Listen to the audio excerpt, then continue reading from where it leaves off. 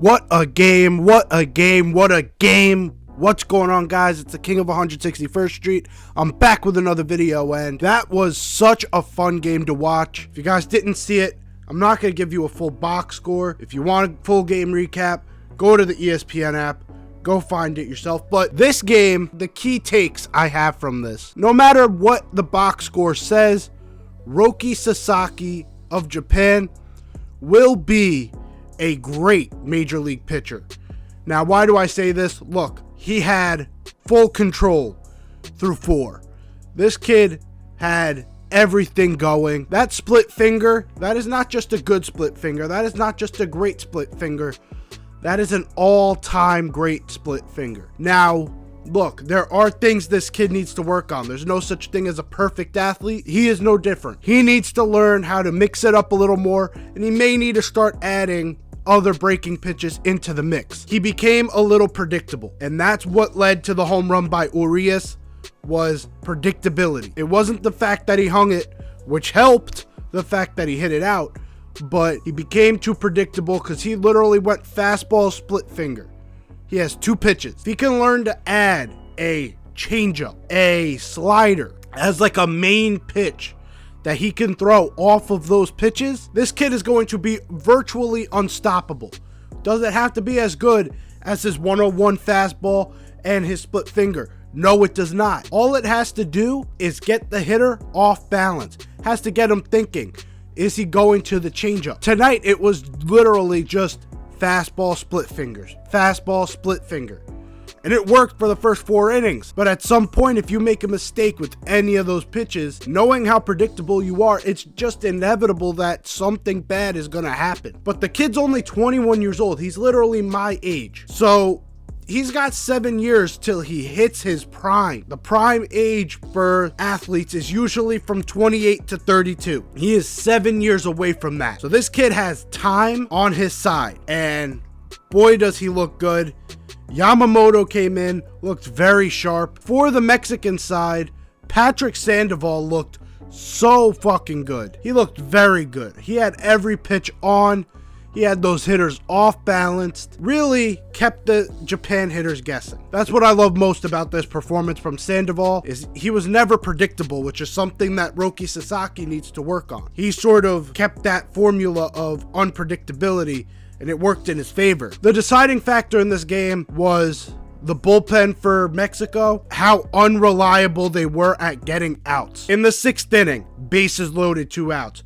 7th inning, bases loaded, 2 outs. They struggled mightily to get the out, and it costed them big time. Or in the 7th inning, they got the tie, and then in the top of the 8th, Mexico scores. And then, again, if you're looking at that 9th inning, when you have a guy like Giovanni Gallegos on the mound, you are not expecting him to just lollygag a ball up there, but that's exactly what he does on the first pitch. And Ohtani sees that hanger, doesn't do too much with it, laces it into the gap. That center fielder did a really good job of cutting that ball off, because if that ball hits the wall, he's on third, and this game is over before it starts. He cuts it off perfectly, gets him on second. Then the next guy walks. One of the most off hitters on this Japan team comes up and laces it into left field. Game over. Again, this was just a failure of the bullpen to secure this lead. The Mexican team really wanted Jose Urquidy to finish this game out, and you could tell why. When you use the bullpen a ton, yeah, you're not wearing one guy out a lot, but the problem with that is all your guys have to be on at the same time. It is rare that every guy coming out of the bullpen is going to be on, and that's your problem.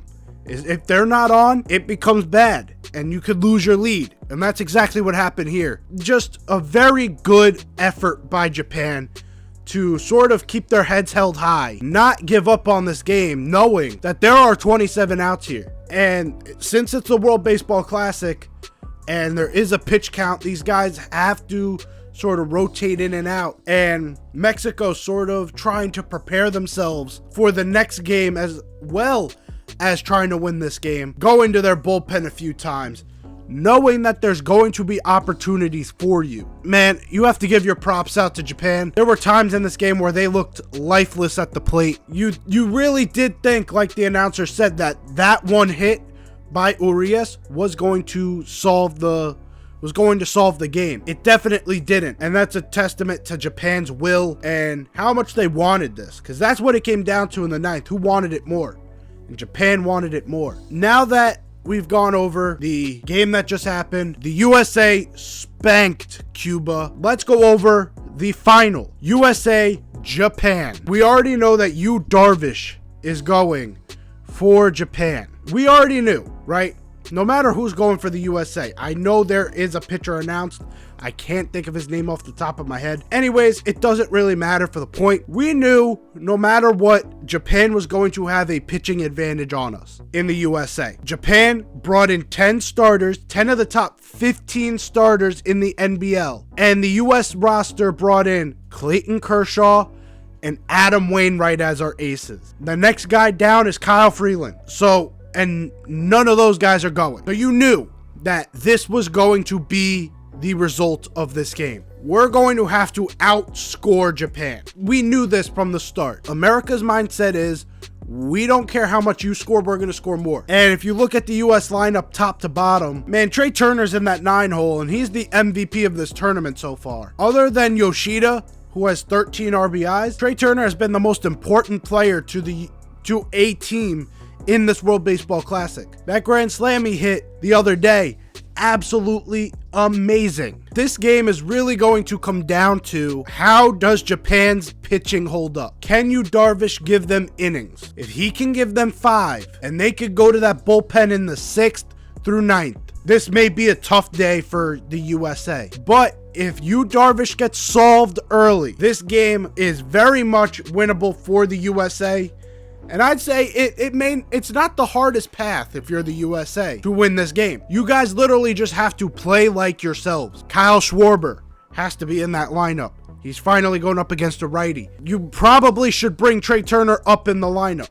I get that they like the speed at the bottom of the order, but when you got a guy who's dealing at that level, you may need to think about leading him off. If they do that, they play the way they're supposed to. Mike Trout steps up. Nolan Arenado steps up. They have literally the dream team on offense for Team USA. As long as those guys play the type of baseball that they know how to play, this is easily winnable. But on that Japan side, they have guys that you would fear if you are the American side, especially because of the pitching. If you're the US side, you literally have to take the approach of every base runner counts, every hit counts, literally every out matters. That's how you have to think about this. You cannot waste an at-bat or anything, because you know from what you've done in this tournament so far, your pitching may not be able to hold up. It's just a fact. The US is not bringing in a great pitching staff. As long as you can make every out count, make all these pitchers that are coming in for Japan work for everything they're getting, then the USA has a true shot at being the World Baseball Classic champions. On the Japan side, it's literally just the exact opposite. You're going to win this on the mound if you're Team Japan. If you can find a way to shut down this offense, you basically have won this game, because the other side is not going to shut your offense down. Going through a lineup that includes guys like Yoshida and Ohtani, these guys that are fucking beasts at the plate. You're not beating this team unless you outscore them if you're the USA. It's just a fact. And Team Japan does not have a bad offense. That's why I think Japan has an edge in this game, because a lot of these games come down to how well your starters go. And for Team Japan, they have Yu Darvish going. There is not a pitcher on the United States roster that compares to Yu Darvish. Not the starter that's going, not anyone in that bullpen compares to Yu Darvish. That's why I think Japan has an edge here.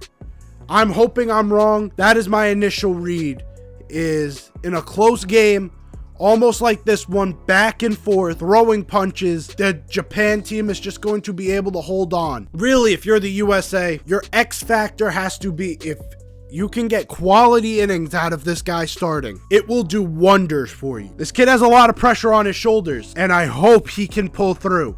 Hopefully you enjoyed this video. I know it's a little bit of a long one. Just wanted to get my thoughts out there. Leave a like down below and hit that sub button. And I'll see you guys next time. Take care and peace.